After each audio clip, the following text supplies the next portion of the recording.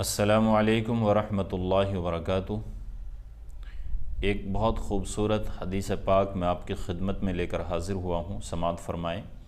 حدیث کے الفاظ ہیں: عن ابی ہریرہ رضی اللہ عنہ ان النبی صلی اللہ علیہ وسلم قال لو يعلم الناس ما في النداء والصف الاول ثم لم يجدوا الا ان يستهموا عليه لاستهموا او كما قال علیہ الصلاۃ والتسلیم۔ جن صحابی نے سب سے زیادہ روایات نقل کی ہیں یا جس صحابی نے سب سے زیادہ احادیث بیان کی ہیں وہ صحابی ہیں حضرت ابو ہریرہ رضی اللہ تعالیٰ عنہ۔ سبحان اللہ، یہ ان کی شان اور عظمت ہے کہ حضرت ابو ہریرہ رضی اللہ تعالیٰ عنہ نے سب سے زیادہ روایات اور احادیث نقل فرمائی ہیں۔ تو یہ حدیث پاک بھی حضرت ابو ہریرہ رضی اللہ تعالیٰ عنہ سے مروی ہے۔ فرماتے ہیں کہ اللہ کے حبیب صلی اللہ علیہ وسلم نے ارشاد فرمایا کہ اگر لوگوں کو اذان دینے کا اور پہلی صف میں نماز پڑھنے کا ثواب معلوم ہو جائے تو اذان اور پہلی صف ان کو بغیر قرآن اندازی کے حاصل نہ ہو۔ بہت مشکل ہو جائے ان کو اذان دینا اور پہلی صف میں نماز پڑھنا۔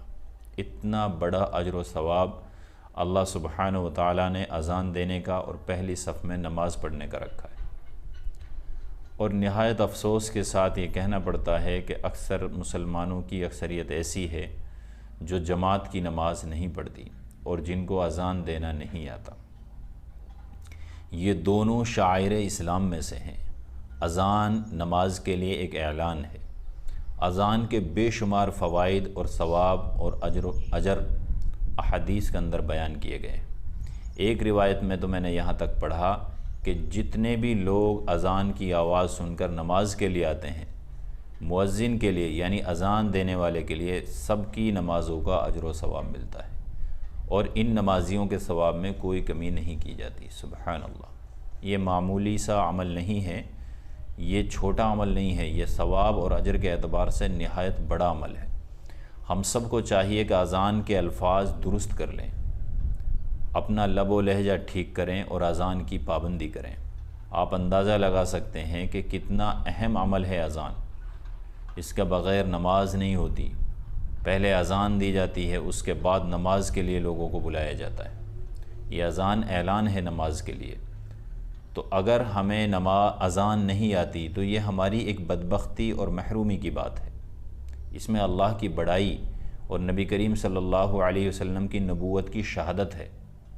ہمیں اذان سیکھنی چاہیے، اذان کے الفاظ سیکھنے چاہیے، اور ان الفاظ کے جو معنی اور مطالب ہیں ان پہ غور کرنا چاہیے، ان کو بھی سمجھنا چاہیے۔ صرف دنیا کے پیچھے اور پیسے کے پیچھے کب تک بھاگتے رہیں گے؟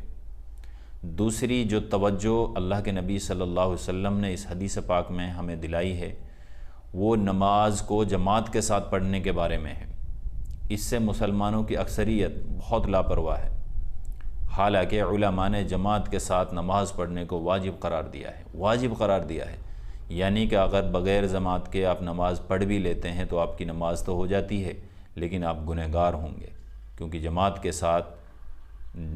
کے ساتھ نماز پڑھنا مردوں کے لیے واجب اور ضروری ہے۔ اس لیے میری مرد حضرات سے گزارش ہے کہ وہ جماعت کے ساتھ نمازوں کی پابندی کریں۔ ابھی تو خیر لاک ڈاؤن ہے، لیکن ایسے لاک ڈاؤن کے ماحول میں بھی وہ اپنی نمازوں کو جماعت کے ساتھ پڑھ سکتے ہیں۔ احناف کے نزدیک جماعت کے لیے 2 لوگوں کا ہونا کافی ہے۔ یہاں تک علماء نے فرمایا کہ میاں اپنی بیوی کے ساتھ جماعت کے ساتھ نماز پڑھ سکتا ہے، بیوی مقتدی بن جائے اور میاں امام بن جائے، اس طریقے سے بھی وہ جماعت کی نماز پڑھ سکتا ہے۔ اور جو شخص مسجد جاتا ہے جماعت کی نماز پڑھنے کے لیے، ٹھیک ہے، ہر قدم پر اس کو ایک نیکی ملتی ہے، ایک گناہ معاف ہوتا ہے، ایک درجہ بلند ہوتا ہے۔ سبحان اللہ۔ اور جب وضو کر کے گھر سے مسجد کے لیے جاتا ہے تو ایسا اس کو اجر و ثواب ملتا ہے جیسا احرام باندھ کر حج کے لیے جانے والے حاجی کو ملتا ہے۔ سبحان اللہ۔ تو بے شمار فائدے ہیں نماز کے۔ تو ہمارے لیے ضروری ہے کہ ہم نماز بھی پڑھیں، ساتھ ہی ساتھ جماعت کی پابندی کے ساتھ پڑھیں۔ اذان کو صحیح کریں، اس کا الفاظ ٹھیک کریں، اس کی پابندی کریں۔ ایک غزوہ میں ایسا ہوا تھا کہ جو مؤذن رسول تھے وہ شہید ہو گئے تھے، تو لوگوں نے اس میں جو شریک ہونے والے مسلمان تھے غزوے میں، اس جہاد میں، اس جنگ میں جو شریک ہونے والے مسلمان تھے، سارے سرداروں نے بحث شروع کر دی کہ میں اذان پڑھوں گا، اور اس بحث و مباحثے میں ایک جھگڑے کی شکل بن گئی، یہاں تک کہ سرداروں نے تلواریں نکال لی۔ کس بات کے لیے؟ پیسے کے لیے نہیں، زمین کے لیے نہیں، اذان دینے کے لیے، کیونکہ ان کو معلوم تھا کہ اذان کا کتنا اجر و ثواب ہے۔ مؤذن رسول شہید ہو گئے تھے، سردار، دو قوم کے سردار آپس میں لڑنے لگے کہ ہم اذان پڑھیں گے، اذان ہمارا حق ہے۔ تب نبی کریم صلی اللہ علیہ وسلم نے ان کے اندر قرآن دازی فرمائی، پھر جس کا نام قرآن دازی میں نکلا اس نے اذان پڑھی۔ آپ اندازہ لگا سکتے ہیں کہ نیکی کے کتنے حریص تھے صحابہ کرام، کتنے لالچی تھے نیکی کے لیے۔ ہم لوگوں کو صرف پیسہ دکھائی دیتا ہے ہر جگہ، پتہ نہیں کتنا پیسہ کمائیں گے، اس سے کبھی پیٹ بھرے گا بھی یا نہیں۔ تو اس لیے میرے آپ سے گزارش ہے کہ اذان کے الفاظ ٹھیک کریں، اپنی نمازوں کی پابندی کریں اور جماعت کے ساتھ پڑھنے کی کوشش کریں۔ اللہ پاک مجھے بھی، آپ کو بھی اور تمام مسلمانوں کو ان تمام باتوں پر عمل کرنے کی توفیق عطا فرمائے۔